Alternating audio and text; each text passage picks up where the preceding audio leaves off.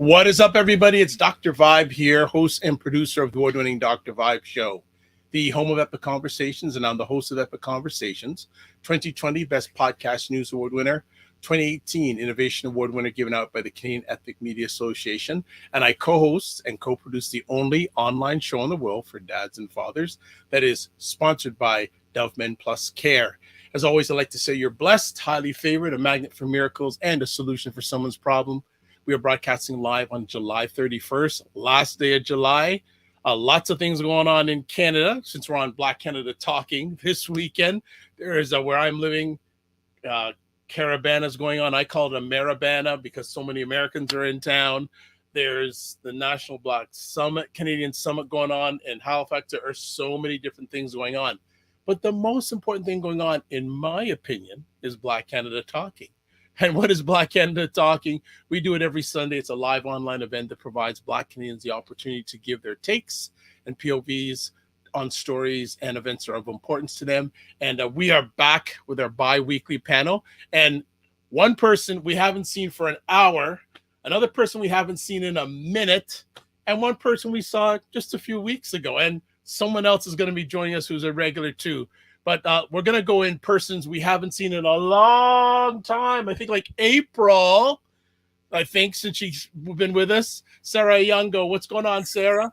Hi, habari, everybody. Yes, I sort of went AWOL for a while. There was a lot going on here in our nation's capital.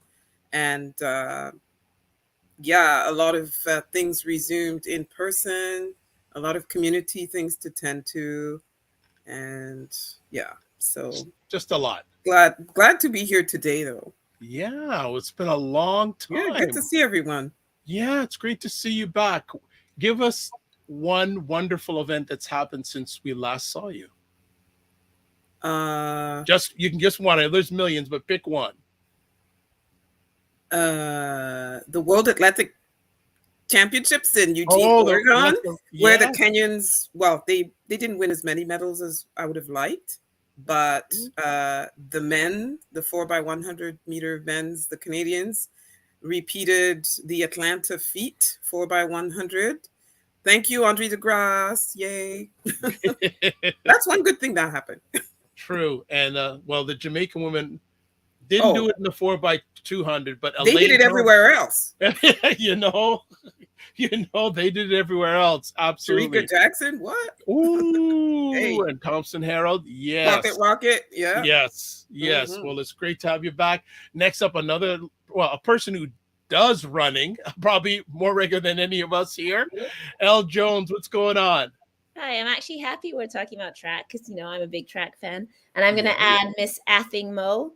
Hello, at South Sudan in the house. What? Yes. Yeah, and she's just I love her so much. She's the most beautiful runner. I just love everything about her. And she's so young.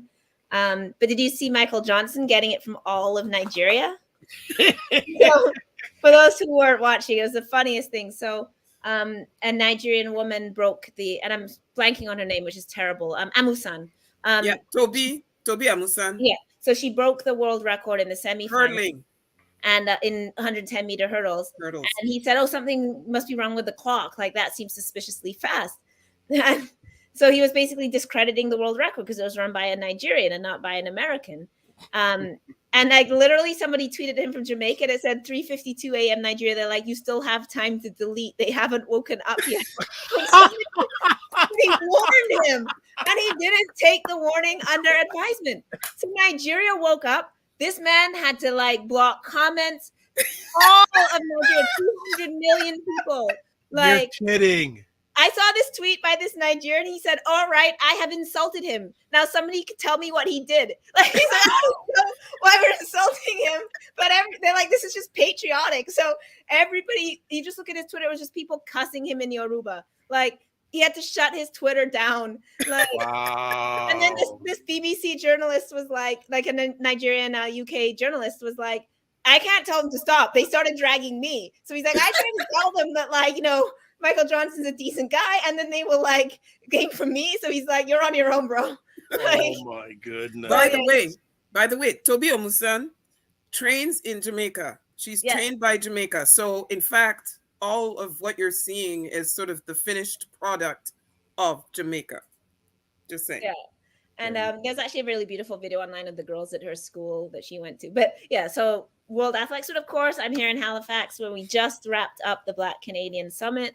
We can't wait to hear about that in a few minutes from your lens. So we'll move on that in an item. But of course, I think there was something like 1,300 delegates. So suddenly there was Black people in downtown Halifax, which I'm sure was very alarming. Scary. Scary for people.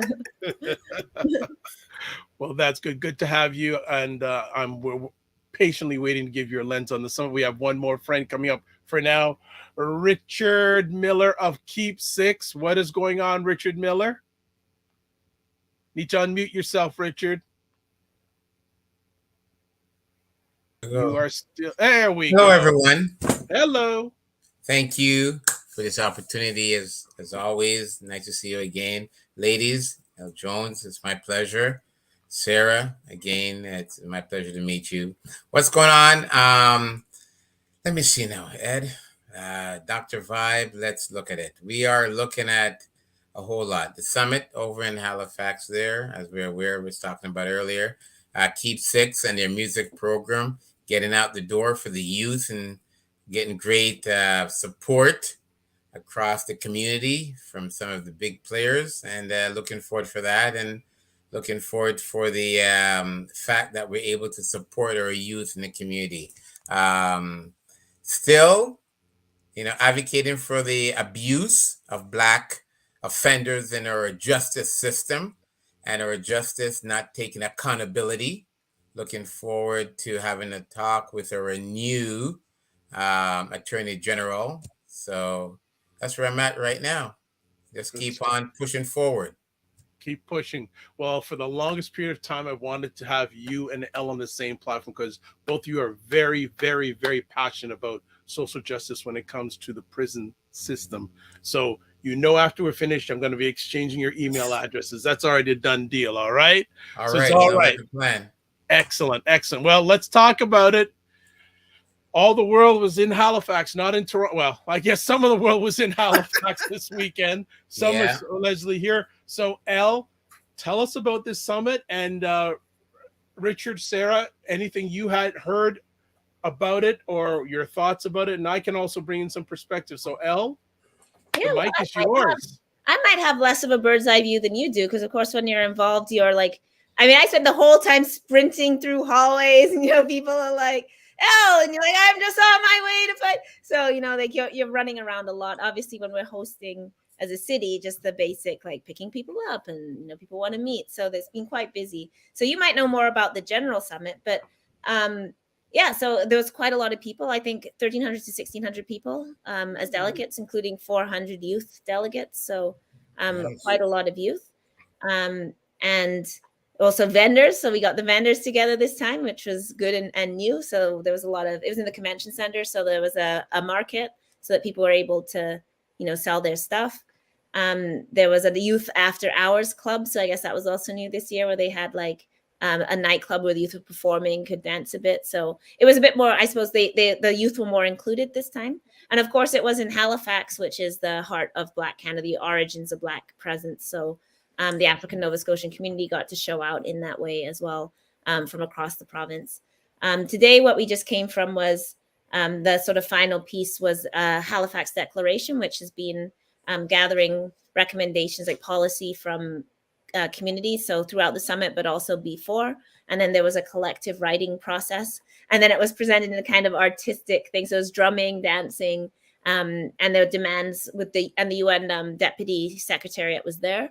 So sort of receiving the demands to kind of close out the decade as part of Black Canada. And that's an ongoing document. So that is going to be online in its fullness. And then there was like a shorter performance where we just kind of selected pieces. So people should continue to engage with that. It's meant to be a kind of living policy document that's supposed to cover a lot of demands. And then we also need to talk about implementing them, right? Like once you write them down. So those are discussions that need to keep going. But yeah, there was a lot of summits. I mean, a lot of sessions, some more fireworks than other. I hear that there was some fireworks I didn't hear about. My sessions were chill. It was like youth activism and, like it wasn't, mine were pretty just everyone was on the same page. But the Halifax police chief was in a tactical mistake, perhaps. The Halifax police chief was on a summit about justice. I wasn't in that because I had a session at the same time, but there was a number of questions. So I guess he also attempted to use the names of Black people to insulate himself. So, giving a speech saying, oh, I work with this person, I work with this person. But of course, one of the people was on the panel and was like, wait a minute, he said, there's two things I'll always do if I'm asked. I'll sing at a funeral and I will train the police, but don't be like pretending like we're friends. Like that is a duty that I do to, train you because you need the training. But like, don't be saying my name like 4 times and acting like I gave you the go ahead. So that happened. Desmond Cole was actually there. He asked the police chief, will you retire and give up killing Black people? Like, why don't you just stop doing that? Okay. Like, you can stop right now. Just stop killing Black people. Just quit your job. And so it's quite and Michelle Williams, who was the former head of the IBNM program years ago, she used to work for the ACLC as well. She was the moderator, and I think she was keeping it quite tight as well. So I think that session, there was quite a bit of, people were really trying to speak back to that. A lot of politicians, as always. We had Marcy Ian was there, Ahmed Hussein was there. The Minister of Economic Development was there. So quite a few liberal ministers, which has always been the case at these summits. And, people have their commentary on that, and I'm sure others will make, so that's the basic summary. But I mean, people definitely had a good vibe. It's also Africville reunion weekend. So people were so that's where Africville survivors and their families return to the land. So they camp out, there's trailers, there's barbecue. So people are able to get over there from the summit as well and kind of take that vibe in. There was tours out to the cultural center. So I think for a lot of people, probably just getting to experience some of the historic Black communities in Halifax was, I hope, a really important part of the summit. Elder Lynn was speaking. She opened the declaration today. So it was a good chance for sort of the community to show itself. Politically, obviously, these things are always, it's 1,300 people from all different orientations, different political beliefs. Not everybody gets along, but everybody's in the room. So I'd be interested to hear what sort of other kind of comments people have, because I was doing a lot of running around myself, like backstage, and I worked on the declaration, so that was to the last minute writing. So I feel like I don't even have a bigger perspective, and I'd be interested to know what people have been hearing, what the feedback is, probably the critiques, but I hope for Halifax, I mean, that probably like added up to the Black population. I mean, we have 20,000 people in the province, so in Halifax, like 1,600 people come in. That's like, I'm sure white people were locking their doors. Why are they here? What are they doing? Are they building a new prison? Why are they in those outfits? My goodness. But just the kind of takeover of downtown was quite a nice thing to see. Well, so thank you for that. And we have Cesar is with us. Cesar, how are you? I'm good, brothers and sisters. I'm good. I hope everybody's well. As you can hear, first of all, I apologize for being late, but big family event, so you might hear family. I try to isolate myself, but yeah. So okay. No, I'm good. Thank you so much for having me. Always. That's good. And so anyone else, well, the only person that was at the summit was Elle. Obviously, she was helping out with it. Anyone else have any comments about why you weren't there, why you wish you would have gone, what you have heard? I've heard some interesting things, but has anyone else on the panel had any takes that they've heard or reasons why they weren't there? Ooh, Dr. Vibe. Well, myself personally, I wanted to attend, but due to my schedule, I wasn't able to. I have been following a few number of individuals that I deal with within our community that attended, and I've just been following their comments and their views from the summit itself. And I think for me, I would have liked to bring up a few things, and even like Desmond Cole brought up, like we said there, very straightforward. And I think there's a significant amount of things that needs to be addressed. And I would have liked that opportunity to be there to be a voice. because I mean, on a day-to-day basis, I'm dealing with it within our community and our justice system. So that is my take. That's so kind and so polite and politically correct. Anyone else want to add? Well, I didn't go because of schedule conflicts. Like, I decided to choose family, friends over going. Having been to the 2 previous ones, there was also the online option, which was great. And I'm sure there are a lot of people who followed online, and I'm sure that's a completely different experience from being there. Actually, I know it is, because when you're there, the interactions, the face-to-face interactions and the connections you make, just they land differently. But come on, Sarah. I don't know. Okay, so the AIDS I've followed more the AIDS conference than I have this summit, because HIV/AIDS still very much it's something that was in my extended family, and I know people in that field, so there were too many things happening at around the same time. Elle talked about the Africville reunion weekend or whatever. And I think I'm sort of conferenced and summited out. I'm exhausted. I'm like, okay, and then what came of it? And then, just the whole, you spent all that money going there. You spent money, for your accommodation, for food. You probably went shopping. You talked about the marketplace, et cetera, et cetera. And then you come back, and then you just get this feeling of, okay, what next, and what did I actually get? So I'm hoping this is that summit where we're actually going to get a whole bunch of concrete movement on different issues, including the policing issue. I'm glad to report that the president of our Conseil de la Communauté Noire de Gatineau, CCNG, she went, and I believe maybe one other person from that. And I think this is the first time that now Gatineau, Quebec, is going to have had like a proper sort of organizational presence there. And I look forward to having her on my radio show to talk about how Quebec issues are handled. And that's another reason why I'm a little kind of not turned off, but désenchanté, because the Francophone element sort of gets put to the side, and it's, very Montreal centric and that kind of thing. Meanwhile, Franco-Ontarians, Gatinois, Black Francophones from Saskatchewan and other places kind of feel, like they're sort of flailing in the wind in terms of how their issues are addressed. So I don't know. Elle was part of the organizing, so maybe she can. No, I wasn't on the organizing committee. I just, when there's writing involved, I end up doing a lot of that. But I was going to say one of the things we actually did do, Ricardo Lamour was here, and we ended up doing a piece with CBC to talk about that CRTC decision. Mm-hmm. So this is the decision where CBC, Radio Canada used the N-word 3 times in French and once in English in a segment, and he had placed a complaint. First to the CBC, who rejected him, then to the Ombudsman, who rejected him. So he went to CRTC, and they agreed. And this became this huge thing in Quebec, where they essentially more or less argued that preservation of the French language and Francophone culture requires them to use the N-word. So if you say that we can't, say, the N-word. Not in my name.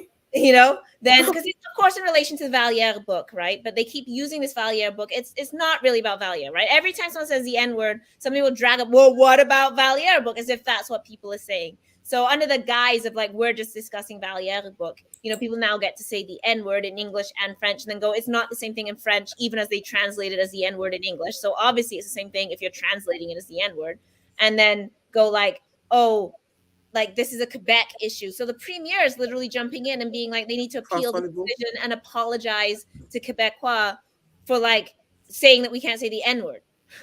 And Ricardo got a ton of abuse, people coming on his Twitter, calling him the N-word, as you can imagine. We're allowed to say, so we actually took the opportunity while he was out here to do a piece for CBC out here, just really trying to break down that decision. It would be a longer discussion, but, this idea that it's not about like, it's this idea that we don't get to have a say, right? Like if Black people start going to the CRTC and using these organs and complaining, like what will they do next, right? Next. So the decision is good, but there's a dissenting opinion that's quite ridiculous, right? That just acts like this is a slippery slope to free speech, even though of course you can't say all kinds of things on CBC. You can't say the F word, you can't say all kinds of stuff, right? But if they can't say the N word, the world will collapse. So that was just, sorry, when you said Quebecois, I was just like, oh yeah, that's the thing that happened. But no, I mean, it's always an issue, right? I mean, so yeah, don't feel like you have to be polite, guys. It's not like my summit. I mean, the declaration, I'm sure Michael Jean can take it, you know. Right. So yeah, don't hold back. You know, it's not like I hold back when I'm making your critique. So. And by the way, the controversy you're addressing, and I'm sure Cesar will have something to say about it. By the way, Quebec is where blackface has been on TV forever, and everybody thought it was great, you know, le bye-bye and all of that. But all this right now is happening against the backdrop of Trumpism in Quebec and against the backdrop of anti-wokeness in Quebec on steroids. And in intellectual circles, in media circles, and sort of in a kind of not so subtle way in sort of the general population. I'll stop there. Cesar. I concur 100%. It's not just anti-wokeness. I mean, I'm not sure if everybody has heard, but and Sarah, please help me with the proper term, but the Prime Minister of Quebec, François Legault, rejected the notion of multiculturalism in Quebec. I forgot the term that he called it. He used some new term that basically, to put it in the language of, white Quebecers, nationalists, etc., they're not racist, but Quebec white Christian Catholic intersectional identity is the paramount. Okay. It's kind of like, we're not racist, but when you come to Quebec, white Christian Catholic heterosexual identity is the must. You adapt to fit into that mold. It is not for us to adapt with you. It's so there's a lot of Quebec fragility going on. Sarah, but also Elle, give a perfect link with that book by what's his name, the author Pierre Valliere, White N-word of the Americas, where you can see the devaluation of skin tone being likened to language, which is a complete lie, because historically in Quebec, other than in terms of federal institutions and, by the way, not all over Quebec, in Montreal, until the 60s and 70s, it's always been a very francophone, very Christian, very Catholic province. And this is something that you see so well in terms of how, I'm going to give an example. It may offend some of our listeners on the Quebec side, but this is part of the reason why, notably in Quebec, you have what I call the three Black Stooges of Quebec integration, in the person of Norman Brathwaite. So the black face by a Black person, it's really very twisted. It's if I can give, I give his name first because he's the one who's been there the longest. He's the one who has had the more cultural impact. And this is, I have to be very sensitive. This is not bashing him. This is not attacking him. This is not insulting him. This is hoping that one day he will truly look at the mirror and reflect on decades of him being at the forefront of the Black person in Quebec, but yet doing so much worse than the Terry Crews and so many other Black males. Dark-skinned Black males will act like clowns on American TVs. Here, it was very much the behavior of Blackness, white wife, speaking like French Quebecers, denial of racism, integration at all and any cost, sabotaging the efforts of Black activists to denounce racism. So we tend to have Norman Brathwaite. I have to say, Grégory Charles is uncomfortable to a certain level, but to me, when he denied, to give the example of Grégory Charles, uh, when a white colleague of his, another Quebec celebrity, got more offended than him at being likened his skin color to the color of excrement. Oh, Yes, to me that was a because a white celebrity, a white Quebec celebrity, had compared his skin color to human excrement.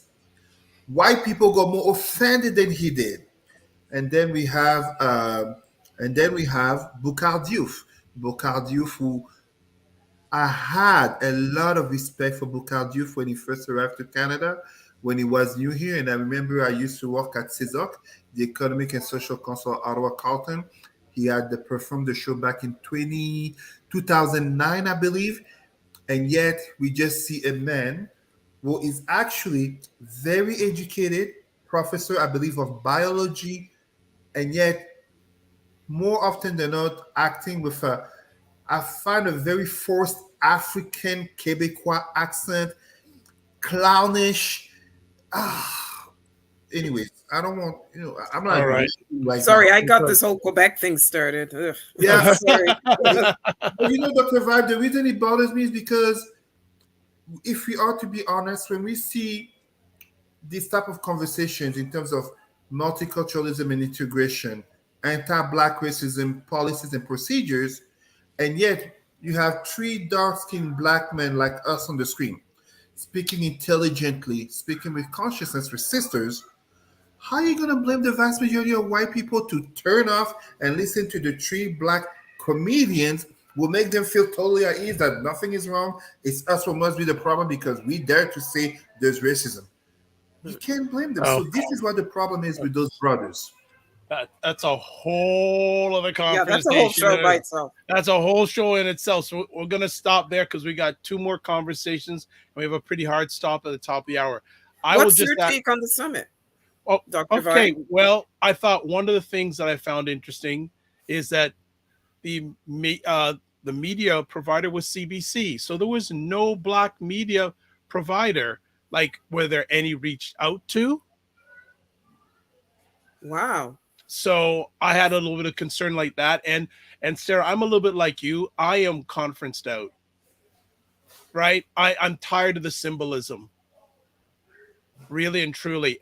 I want decisions and actions. So I'm tired of the symbolism. And there wasn't a media panel there, which I found quite disappointing. Yeah, that was weird. Yeah. Quite disappointing because I say, okay, on the one hand, your media sponsor is the CBC. Last I checked, not Black. And then one of the key things, if we are going to move forward, we need to control our narrative and control our media. No panel about that. So for me, what is my purpose going out there? I'm not saying, I'm just saying.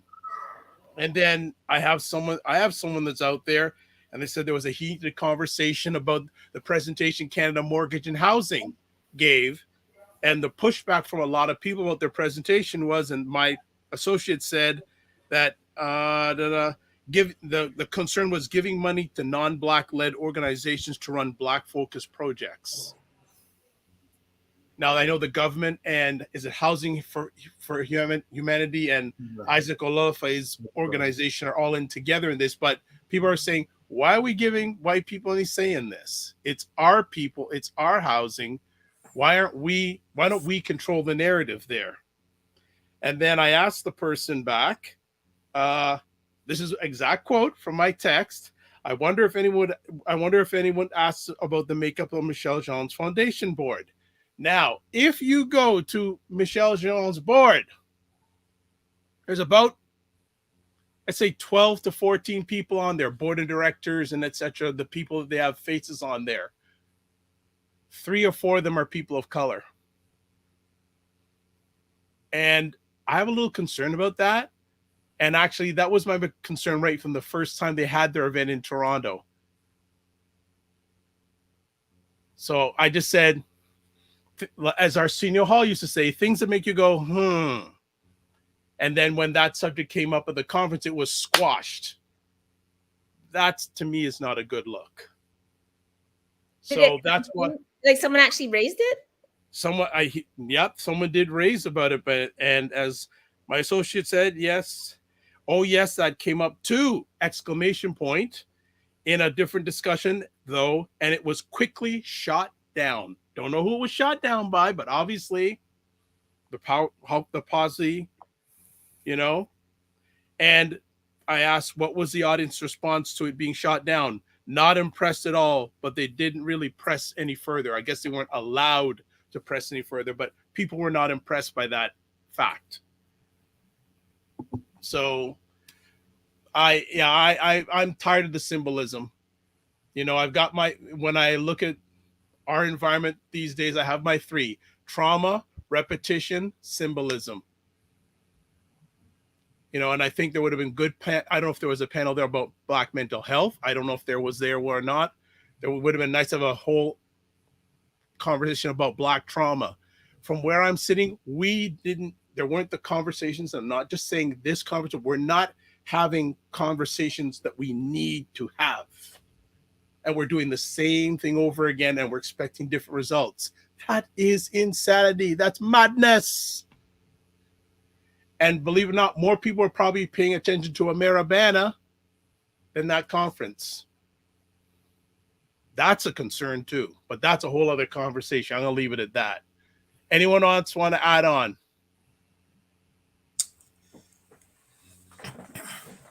Thanks. I think everyone brought up some good points, and my add-on piece is the fact of the summit took place, but we are still facing the same struggles and the same thing over and over. If we just take a moment and look back, I personally have done my own research. I can go back over 400 years. Nothing has changed. What I've come across is things have been relabeled, or, I like to use the word marketed a different way, but it's the same thing. So my take is, when are we going to put the roadblock to it? And, and that's where I am at today and that's where my discussion and that's where my advocacy comes in. Dr. Vibe, you firsthand knows I'm out here and I'm at the table with the Attorney General. I'm running at them. I'm not taking their policies. You were going to say another word, but you're coming. That starts with B and ends with T. Yes. Yeah. No, I think one that starts with an S, and I'll leave it at that. Yeah. Okay. So or could be, let's just say a BS. I don't know. I'll just leave it there. But it's the truth, and you're aware, I remembered a few months back when I was at the House of Commons and asked to sit and speak about gun violence and gave my whole perspective about the $1 billion that they have that they're going to use for gun buyback, and then had all these MPs emailing and wanted to continue the conversation. Then an election came and never heard from nobody. And up to this day, we're still at the same scenario, right? So look, I'll just add on. I give huge kudos to the people that put it on. Major props to Halifax. Yeah. Major props. What is going to change starting tomorrow? And what is going to change with us? Because at the end of the day, there are people there who don't have an obligation to help us. That's right. They've got to take care of their own first. And hey, I don't blame them for that.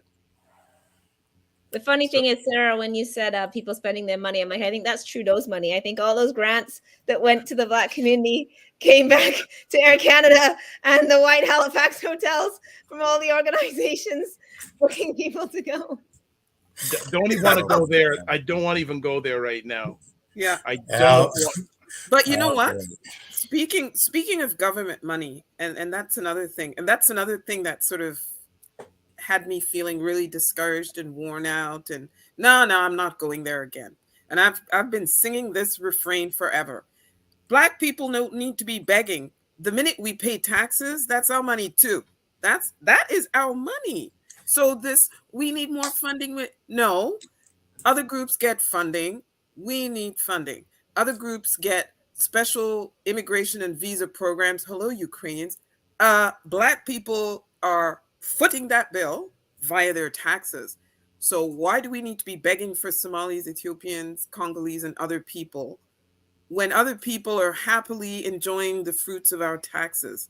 So I'm hoping the next conference, National Black Canadian Summit, whatever, there's going to be a huge focus of Black people as actual contributors to all of this government funding that everybody all of a sudden feels we shouldn't be entitled to. And why are you having a special program for Black entrepreneurs and a special program for mental health for Black inmates and Black this and what is this and what is this? Hello, it's our money.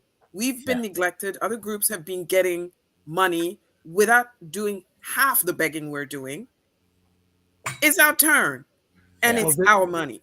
And now, see, this is what I was. I wasn't there at the conference, but I hope those sort of narratives were directed to the politicians that were out there. Now, if they weren't, missed opportunity. Yeah, you know. Can I just say something quickly, please? So, Sarah, you just touched on a really, really, really sore spot with me, and it took place this week because one of our organization. I was doing something with them, and I am supposed to get some funding from them, and I lost it. I'm not ashamed to say I lost it on them because they committed to give me X amount of dollars. Then they went ahead and did a contract when I've been waiting over a month to run a program from the same money that I'm entitled to. So what happened to me was the fact that they came to me this week past to say, well, we're requiring this, and we're going to split up the funding into two parts to give you this part now and give you this part 6 months down the road. When I already made obligation to my facilitator to carry out the program and for this money to be spent. So, but the problem came into what you just brought up. I am giving this individuals, this organization, X amount of bodies for their entrepreneurship program. But all the time I spent to give those bodies, there's nothing coming back to me. But I'm already know that you're already getting over $100, maybe $200 from the government for those bodies I'm giving you. But you're trying to play me like some idiot. And I'm not, my name is not Desperate Joe. You see? So these are the things that gets me, I'll hold back that one. All right. You know, because we have these bodies of people, our own people. And I will say this, that is one of the suppressors themselves. And I will not at any time sit here and try to camouflage what's going on in our community.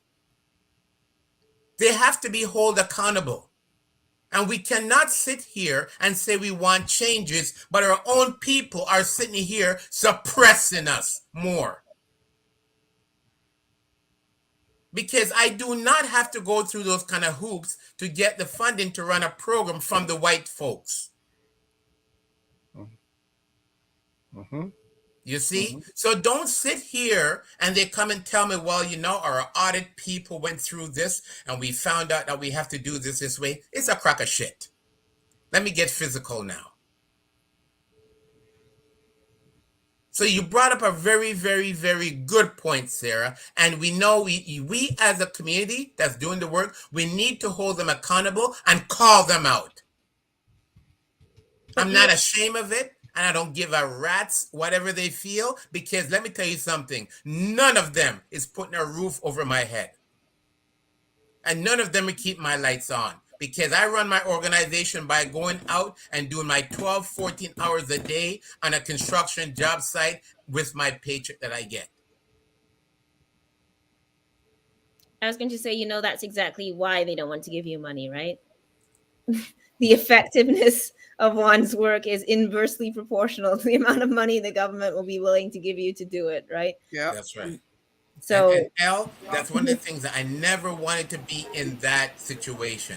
I never wanted to be the person who is dependent or have to make my community have to support from that situation or put myself in that situation. You see? So when they start to come to me with their demands and allocate things of how they want me to be, I am not that guy. Cesar, you want not allow any organization to drag me down that path to make them look pretty. Because at the end of the day, I am aware that they don't have the body that the government wants them to meet. They're forgetting something. They need me. Because I'm the guy who's in the trenches. You see, that's the difference between me and them. I am the person who is in the trenches that has the youth and the bodies to make you look good, or they look good, for this funding that they're getting, that I have no part of it. So don't make me feel that whatever you're doing for me or for my community, I'm entitled to do something for you. I'm entitled to the funding that the government gave you.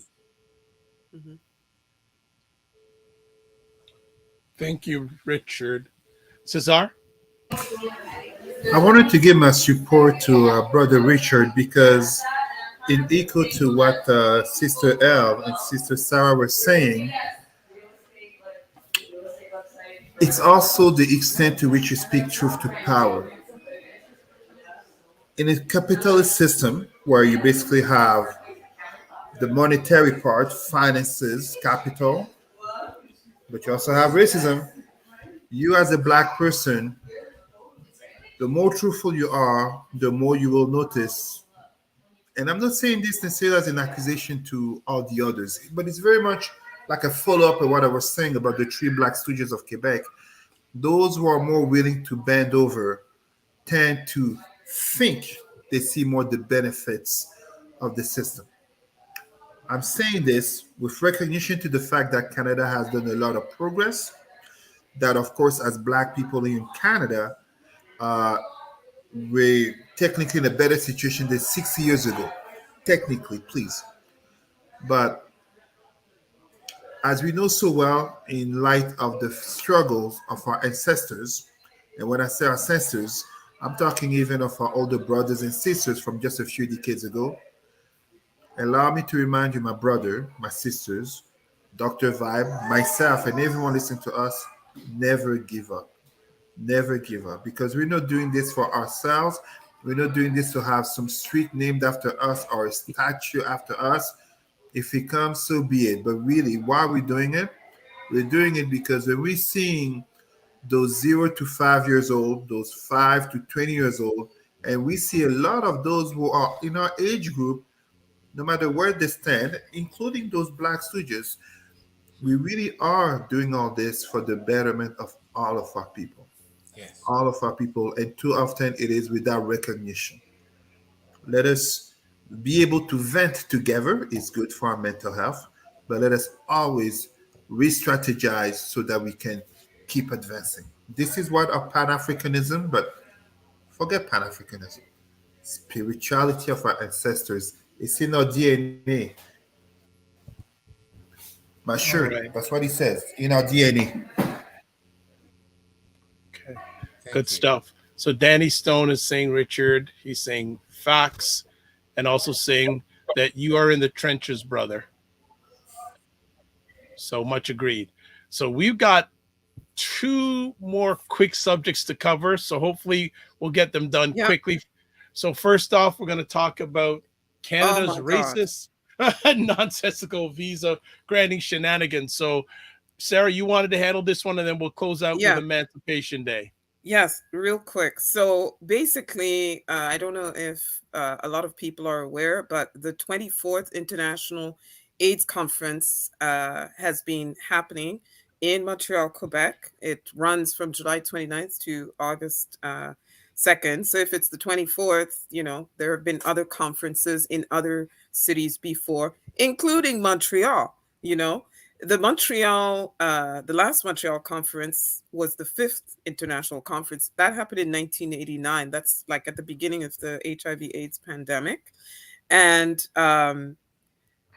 at that particular conference, they had protesters, much like this time around, lots of protests at the podium and in the foyer and in other spaces in the Palais des Congrès.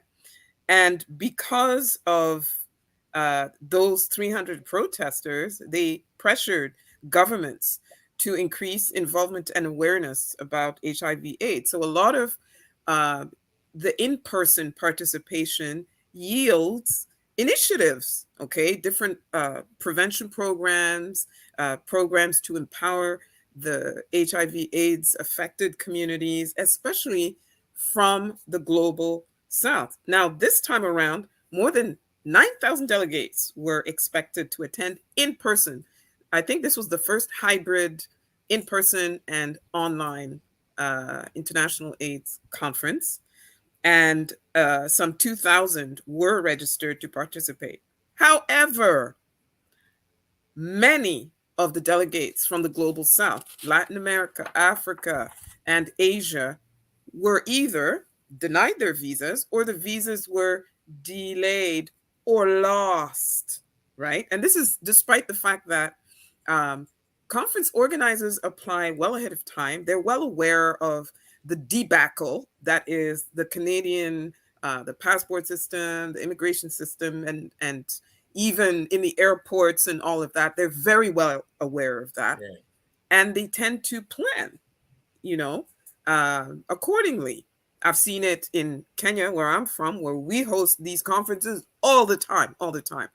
And, you know, so for them to be shocked, for the organizers to be dismayed and shocked and to put out a statement specifically calling out the Canadian government about these visas. Now, by the way, did you know that they denied visas to some of the leadership of the International AIDS Society, who are the organizers of this world conference? Okay. I think Winnie Binyanyama had a hard time getting the visa, then arriving in Montreal. My sister-in-law works in the NGO field back in Nairobi, and she was saying that woman was searched and harassed and this and that. She's part of the leadership of the organization that's organizing this. Montreal should even be happy they got a international conference at all. But here they are, business as usual. And so they put out a statement calling out the government of Canada. And it's not just this international conference. I was telling you about African artists, especially, including one Yemi Alade. Yemi Alade, everybody knows Yemi Alade, okay? I know old people who know Yemi Alade simply because she's so ubiquitous. All you have to do is Google her and know, her stature in the music industry, her wealth. She's not poor. And the Canadian government suddenly decides that, no, we're not going to grant her a visa to the largest the largest continuously running African festival in North America, for her to participate in that, because we think she might want to stay in Canada. Stay in Canada for what? What is Canada to a world-renowned African artist like Yemi Alade or Angelique Kidjo or other people like that? Okay, so they denied the visa. She couldn't perform. She lost that opportunity. This weekend, girlfriend was performing in Washington State, and on and on. There are many, many cases. And what's happening with this World Conference, it's not the first time. It's just that this time, because of social media, because information gets around that much faster, and also because mainstream media is quicker to put the government on blast, which they were not before, because before it was just, black and brown people are being denied visas, big deal. Now they're actually making a big stink about it. And to the point where the Minister of International Development, I don't care what they were talking about, logistical issues, and he couldn't appear. Dude was so embarrassed, he couldn't even show up to make his speech. The International Development Minister. Okay. So along with the harassment at the airports, the visa denials, the immigration snafus where they're fast tracking Ukrainians, but Ethiopians, Somalis, Congolese, Rwandans and Burundians are languishing in refugee camps for a decade or more, etc., etc. It's a mess. And again, Black people, those of us from the African continent, we pay taxes. They're doing this on our dime. They make our people pay a lot of money to apply for these visas, only to turn around and say, well, no, we don't feel like giving you the visa because we think whatever. So when are we going to start mobilizing like the taxpayers we are, like the employers of these same consular officials, immigration, the paper pusher people, the people who put the big red cross on people's applications or lose people's applications and completely undermine, because that's what they're doing. They're undermining conferences and different initiatives and showing Canada to not be such a good global citizen. I'm going to stop there. I was just going to say very quickly that also happened at World Athletics, and of course you would know this. The fastest man in Africa, Omania, was only got his visa with 24 hours to go, and he had a 22-hour flight, so he had to basically get off the plane and go straight to the stadium to run. Yeah, and well, this same thing. Yeah. But Elle, that is not the same case, because I know in the Kenyan case we have a corruption issue with the KAAA, the Canadian Amateur Athletics. We saw that through a lot of, but it was also taking place on so many continents as well, right? So people had a huge problem getting in there too. Yeah. And so it's interesting, when Worlds was in Dubai, everybody went on and on about human rights, but then it's in the US and people can't get in from the global south to the US because they can never get into our countries. And people are like, oh, why is this happening? The other thing I want to say very quickly is that related to immigration is that BC has actually just canceled the agreement with the province to allow immigration detention to take place in provincial jails. So they have 12 months to end that.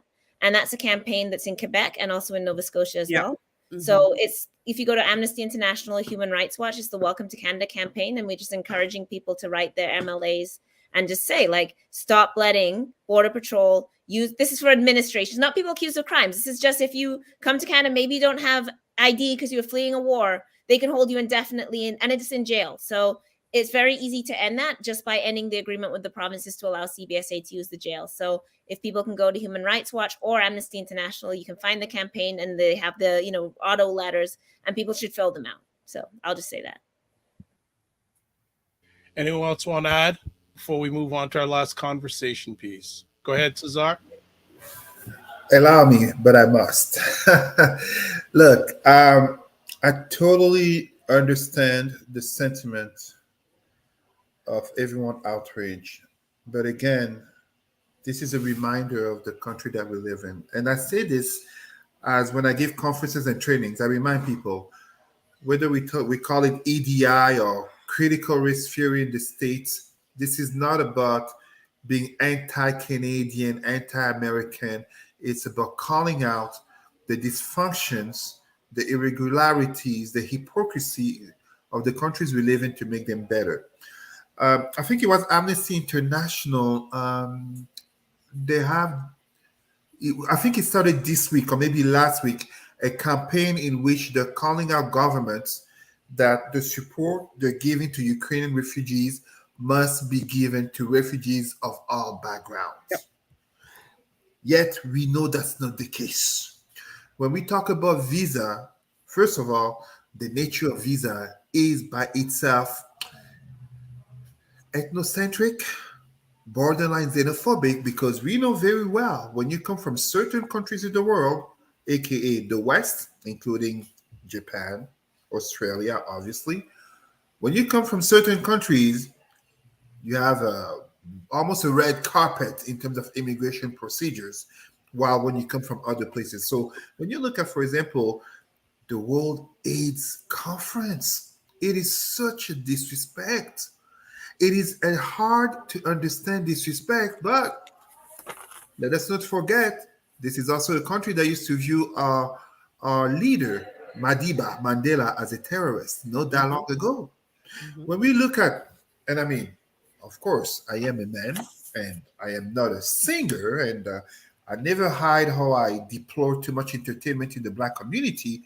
But our sister Yemi Alade has 100% my support, because my God, can you imagine her reading that she's denied entrance to Canada because she might seek a refugee status? She's a millionaire.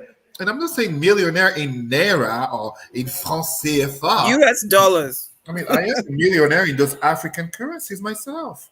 Oh, she's a millionaire in US dollars. She performs in Paris, in London, but somehow she's going to seek refugee status in minus 100-degree Ottawa? My God. It's embarrassing to even think about that. Yeah. It's embarrassing. So, no, I think, notably when we look at, and I don't want to go too much into the realities of our Indigenous sisters and brothers, it's the reality. When we look at things such as even the visit of the Pope in Canada, when are we Black people going to get the excuses that this country and these countries are doing to us? But more than excuses and symbolism, when are we going to get the concrete actions, the reparations, and the proper restitutions? Because the fact that we don't get that is what gives room to this type of insults to those who look like us, even when they are intellectuals, even when they are world-known artists. That's what happens.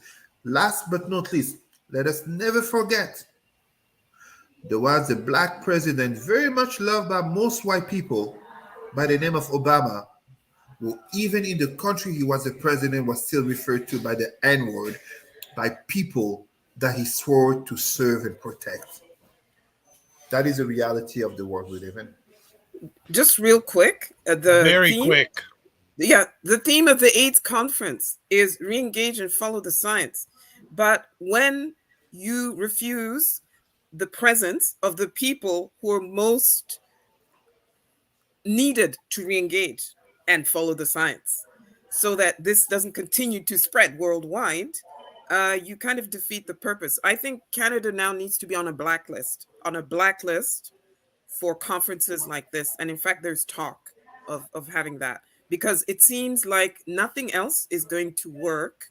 No pleading, no letter writing, no nothing. Nothing is going to work until Montreal, Toronto, Quebec City lose that convention money. Once that starts happening, maybe we'll see some action. Okay. It all gets down to the money, really and truly, unfortunately. But look, we are on our last conversation topic. Elle's got to run, so I'm going to have her say what she has to say about Emancipation Day, and then she can leave us. So, Elle, go ahead. Well, I think a lot of this convo actually is very relevant to Emancipation Day, which is the state of our unfreedom, right? So at the same time as we're celebrating Emancipation Day across all of the former British colonies, which includes many of the countries coming into the AIDS conference, is still denying people visas and denying us the right to move around the world the way white people get to move around the world. The very idea that you need a visa, but Canadians can go, like Canadians can stroll wherever they want. Like you don't need a visa to go to the US if you're from Canada, but suddenly you're from Trinidad and you do, right? So that fundamentally racist structured system where our labor is fine to move when they need us for slavery. It's fine to move when they need cheap migrant labor, but it's not fine to move when we want to come and give a concert. So that illustrates that we are not yet emancipated, right? So Emancipation Day is a celebration of obviously the end of enslavement, but we know that we're still not free. We know that police are still killing us. We know our communities are still highly criminalized. We know we're sitting in prisons. You know, Black men are sitting and women are sitting in cells right now as we talk about being free from shackles. Like, people are shackled right now. People are in immigration detention right now. People don't have housing, or in a housing crisis, or in a healthcare crisis. So it's important to recognize emancipation. It took us so long, right? Like, Trinidad had after, of course, the Emancipation Day slavery's celebrations at the end of slavery, the first sort of commemoration was in Trinidad, and my grandfather was actually involved in that. And that's ages ago. And it took Canada until last year to finally recognize our role in enslavement, right? And so that's important to recognize. And obviously, it's part of continuing to push these countries to recognize their role in slavery and the continued benefit from it. But we can't treat it as the past and say that was nice, we're free now, which is what white people love to do. Slavery was so long ago, because we're still dealing with all of the implications of slavery. The fact that we're not as human as other people, the fact that our labor is still exploited, the fact that we're still disciplined and controlled in a plantation system that takes place everywhere, from financial institutions to schools, and cops in schools and suspensions to actual cops in prisons. So I think we also have to remember how far we have to go and renew our fight for freedom. Like, that is always the important thing on these holidays, not to simply say, oh, it's Black History Month, it's Emancipation Day, let's go barbecue, but to say, where do we have to go next, and how are we going to honor the ancestors that suffered and sacrificed and died for this. We are the descendants of the ones that did not die and kill themselves and jump off cliffs and jump to the bottom of the ocean, which is washed with the bones of our people. Our ancestors survived, and they brought us here for a purpose, and that purpose is to keep on the struggle for freedom. So on that note, and now I'll leave, but happy Emancipation Day to you all. Dr. Vibe, thank you for holding down these Black spaces. You should have been at the summit. It's a shame that you weren't invited. And I'll see you all next time. So peace, everyone. 1 minute, Sister L. Yes. Dr. Vibe, if you can just give me 1 minute, I just want to add so much to what Sister L just said by giving some quick references. When we talk about what Sister L just said, Emancipation Day, and how we're not truly free, let us not forget about the Windrush generation. For those who are listening, look it up. When we talk about Emancipation Day, Sister L said it so well. It's not just about the caravana dancing or the barbecue or the feeling like, oh, we Black, now we can marry white or whatever you want to call it and not be lynched. No, it's to understand who were the Buffalo Soldiers. It's to also understand, as what's his name, French President Macron was doing some anti-Russian tour of Africa, to understand what the French did, for example, in Cameroon, the massacre, the genocide of the Bamileke people. But it's also to understand that right here in Canada, too often we look at the United States for all those negative statistics, such as the police brutality and all that. But what is really the state of Black people here in Canada? And I'm not just speaking Africville. I'm not speaking just about some police killing in the big city. I'm talking about all Black people, including mental health, but also including why too many of our people will make it into the elite, tend to disappear from being involved in the community. Let us have those real conversations that make change. Thank you so much. So, Al, gonna let you go. Everyone else can stay on, and I hope your place is still in one piece after what I just heard in the background, Cesar. So, Al, I'll put here's El's contact information. Everybody, if you want to get in touch with her, El, we will see you soon. Make sure you give yourself grace and manage your time. When you put it on YouTube, take my number off so white supremacists don't get it. But Black people, yeah. Black people can have my number. That's fine. White supremacists, no. Okay. I need to take. I'll just do the safe way. I'll just take your phone number off. All right, no problem. So El had to run. We can certainly continue on in regards to thoughts about Emancipation Day. Sarah, Richard. I'll let Richard go. To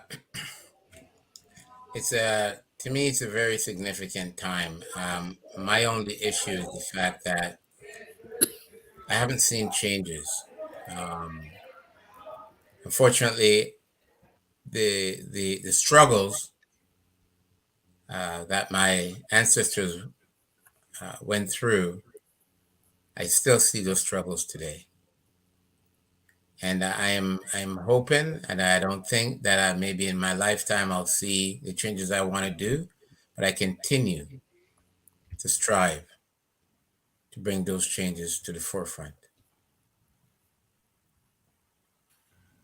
Sarah. Yeah. So in Ottawa, we've been marking, thanks to some wonderful elders, we've been marking Emancipation Day. Oh my gosh, since I can remember the early 2000s. I remember I attended some ceremonies at Library and Archives, where, by the way, the is it the Upper Canada Anti-Slavery Society documents are housed at Library and Archives. So in terms of things to look up, go to archives and look up documents related to the enslavement of African and Indigenous people on these lands. But it's only since last year, because last year was when the government of Canada made Emancipation Day now a national observance, that we've been doing the raising of the Pan-African flag at Ottawa City Hall, and it flies there all day. Like, it stays there like all the other official flags. For me, Emancipation Day is a different experience because I am not a descendant of the Middle Passage like Elle and Richard and yourself, Dr. Vibe. I'm not a descendant of the Middle Passage, but I have deep, deep respect for that chapter of our common Black experience. And for me, Emancipation Day is important because it connects me to that Middle Passage experience, and it deepens my appreciation of what the ancestors went through. Like, ever since I was aware of Emancipation Day several decades ago, the way I looked at West Indian people and Black people in the Americas, in other parts of the Americas, changed completely, because Elle was talking about the descendants of those who actually survived, the ones who didn't kill themselves or weren't killed or weren't thrown overboard or that sort of thing. I don't look at their descendants the same way at all. My respect, I can't even describe the respect for that. And I find that a lot of us continental African immigrants, we really, really need to connect with that Middle Passage experience and the descendants of the people who survived it, because it is part of our common Black experience. And as long as we're not connected to that experience and other Black experiences here in the Americas, I don't think we can ever be whole Black people. We can't be whole. And we can't have that same empathy, the kind of empathy that builds the kind of solidarity we need to survive. I mean, I've had continental African immigrants come to me and say, when you deal with Black History Month, why are you focusing on the Underground Railroad and enslavement and all of this and all of that? I'm like, hello, because it's part of the North American Black experience. It's part of being Black in the Americas. We have millions of their descendants right here in our midst. We need to honor that. We need to respect that. We also need to celebrate the courage. I don't like the word resilience, because I find in resilience there isn't as much agency, but just in French, there's débrouillardise, the way they made a way out of no way, the way they demanded their rights, the way they demanded their freedom, the way they fought. They were willing to die. They bled, and they even died and bled for countries. Dr. Vibe, you know, I deal with our Black veterans. They fought and died for countries that denied them the very same freedom they went overseas to fight for. So Emancipation Day for me is extremely emotional for that reason. So tomorrow at 10 a.m.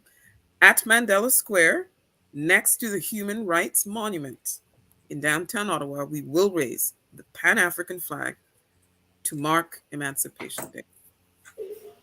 Excellent. So, anyone have any final comments? Yes, it says something to Sarah here. I just wanted to get her view. Sarah, when we speak about this, I'm listening.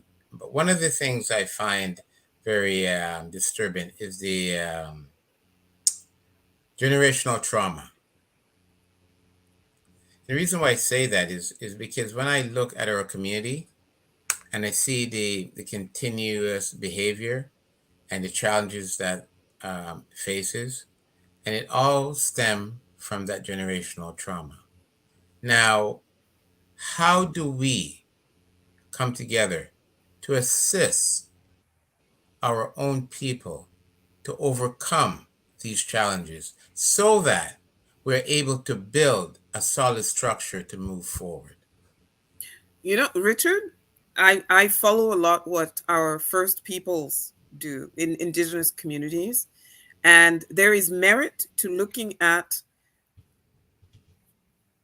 ancient African practices around healing, around spiritual harmony. Cesar has brought up African spirituality, around kinship bonds, around rituals like coming of age ceremonies. I have to really congratulate people like Aita Sadu and people like that, and the Adinkra Farms founders, who are very much in that, you know, in that movement where it's reconnecting to some of our African practices that protect us, that build us up, and that promote that kind of healing, because different groups heal different ways. You know, our First Peoples, like, you know, you've seen how, you know, they've used restorative justice and that sort of thing in their communities. You know, elder councils, we don't have those, like, but back home we have those, you know, so that when there are social problems in a particular community, you know, there are some wise elders who are able to sort of ground us back in our Africanness, right? Because when we come over here, whether it's 400 years ago or 40 years ago, we very much lose all of those. We lose, you know, there's the generational, the intergenerational respect, intergenerational solidarity, and all of that. We're kind of, we lose all of our tools, our cultural tools, and we have to find a way to rebuild those. I mean, I know there's, you know, the social work and all of this, but a lot of it is very Eurocentric, very, you know, Western, and it's very cold. I'm sorry, it's very cold. It's very institutional. So if there's a way, you know, I know in my own society, you're talking about Black men's mental health, etc. Well, you know, back home there are, you know, men's kinship groups. You know, that's also what they're there for, to support each other without people feeling emasculated. Circles. Because these are your fellow, you know, those are your menfolk. You arrange yourselves in age groups. Sometimes you have intergenerational, and yeah, I mean, if there's a way to you know, emulate what our First Peoples are doing around traditional ways of solving social problems. Thank you. And I think that's very, very important, because one of the things I find with the young men and women that's incarcerated, they're missing that elder. When I was a young man, you know, you were walking by, you knew Mrs. Johnson, you said good morning, and you knew if you walked by and you got back home, you did not say good morning, you know, you would be down for a sit down when you got back home, right? So these just common principle of life itself is missing, because over the years, a lot of things have come across our lives, technology and so forth. But then when we come as a community, we need to get back to these simple procedures of life within our culture, so that we can able to sustain, but also to be able to overcome some of the hurdles and struggles that have been passed on in a generational aspect. If I can, Brother Richard, what you're saying is very important. And I did address that. We're in 2022 now. In 2018, I did a Sankofa, basically bringing back to Africa a descendant of slavery. This young Haitian male, we did work with my Pan African assistant in Montreal, work that notably included DNA, basically through genetics, finding his most likely, the most likely tribe of his ancestors in Africa, because it's really about that connection to where do I come from. And when I say this, I want to be very purposeful. It's not just about those who have been taken here by force up to 400 years ago. It's also for those who came here by planes less than 40 years ago or so. Where do I come from? That connection. And when we did that, I mean, it can sound, a lot of people have sometimes doubts about these DNA researchers. Um, Dr. Vab, I hope I can say it. We went through the black owned company, AfricanAncestry.com in the United States. They have the largest database in terms of being able to connect you to a tribe, not just a country. African countries, for the largest part, are Western creations, even in name. I'm born in Cameroon. Cameroon comes from Rio dos Camaroes, river of big shrimps. It's not Africans who named themselves that way. When we got there, the young man, and I'm telling you, he's 6'10". He was a big guy.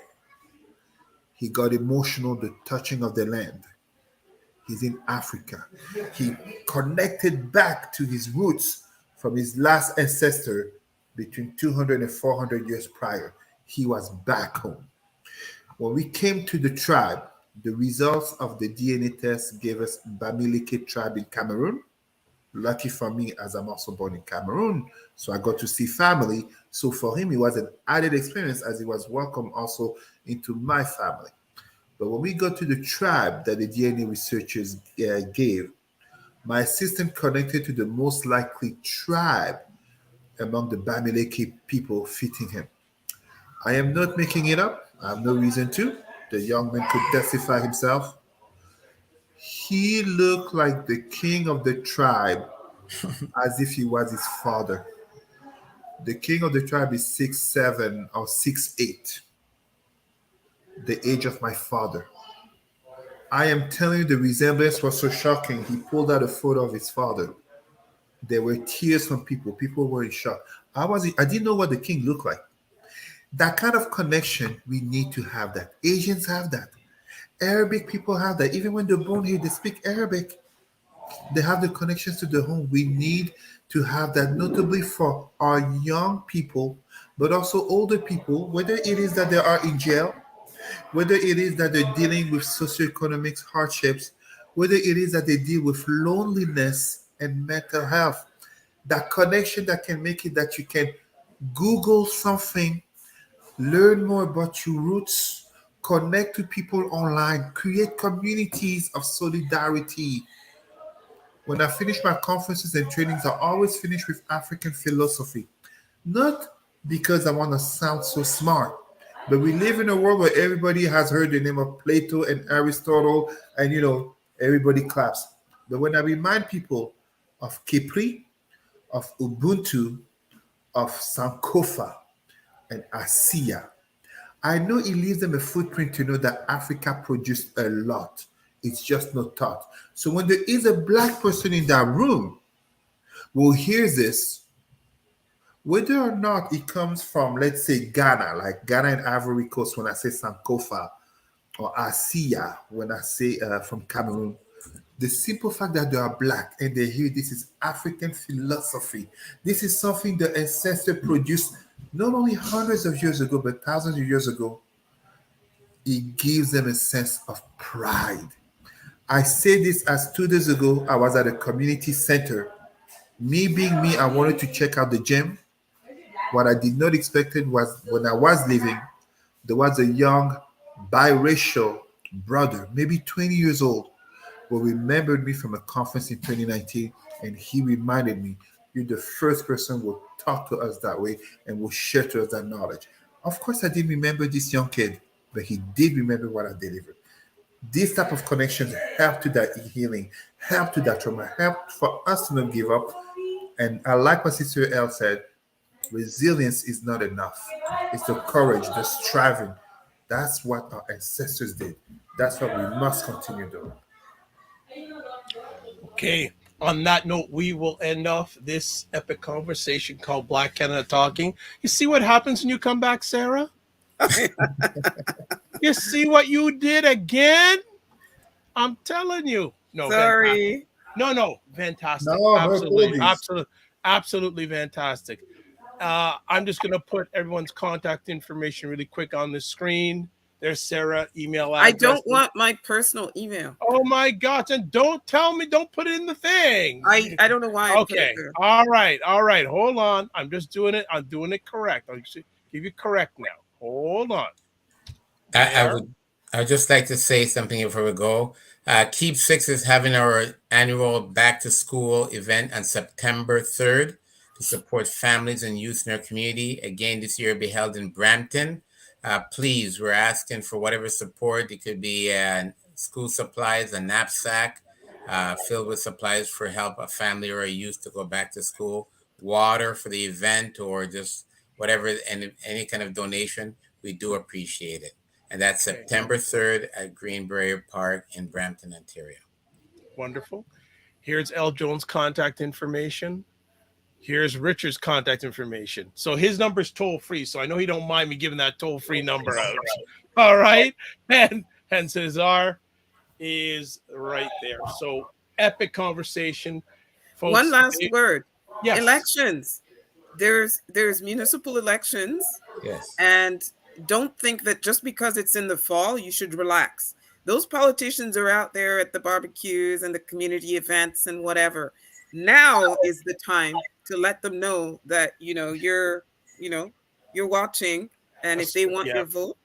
Yeah, well, and a very good point, Sarah, because especially municipal elections, yes, those impact us more than any other level of government. Yep. Municipal elections affect the day-to-day existence. Now, what's going on in Parliament Hill? Yes, that to extent, but the day-to-day living of impact of people that look like us, municipal elections. So get involved and ask your politicians when they come to the door, what are you going to do for Black people? Yes. Let's see. First of all, see what their face looks like, and then see what their answer is if they have one. There's also provincial elections in Quebec this fall. Alors, attention, faites attention et allez voter. C'est all right. We'll see everyone. Thank you so much again for everything today. Epic conversations, and I miss Sarah's smile. There we go. Beautiful. Now that is Black Canada Talking on every Sunday, 5 p.m. And we have a great time. I'd like to thank everyone who watched live or on the replay. It's appreciated and not taken for granted. You can watch replays of Black Canada Talking at the Dr. Vibe Show on YouTube and Facebook. And also you can catch it on my website, thedrvibeshow.com. And please subscribe to the Dr. Vibe Show on YouTube and Facebook. It's appreciated, not taken for granted. Like to say, as always, as I close off these conversations, live your life as a dream. If you can dream it, you can make it. Sometimes you have to get small to get stronger. Block assumptions and aim bigger, aim better, aim higher, aim wider. Love, faith, and respect. Remember to give yourself grace, and also don't just manage your time, manage your energy. And if you're watching this on the 31st of July live on the Morning Vibe, which I co-host with Ryan Knight from the African Caribbean Business Network, Monday, August 1st, 9 a.m., we have Rosemary Sadler, who was one of the main proponents of the recognition of Emancipation Day in Canada. We have her on at 9 a.m., August 1st, 9 a.m. Eastern Time, 6 a.m. Pacific. Then on Friday, we have Wayne Harris, who will be coming on every first Friday of each month, and we'll be talking Financial First Fridays. Wayne knows his stuff when it comes to economics, especially personal and family economics in the Black community. As always, God bless, peace be well, keep the faith, walk good, and we'll see you next week on Black Canada Talking and throughout the week on Dr. Vibe platforms. Peace.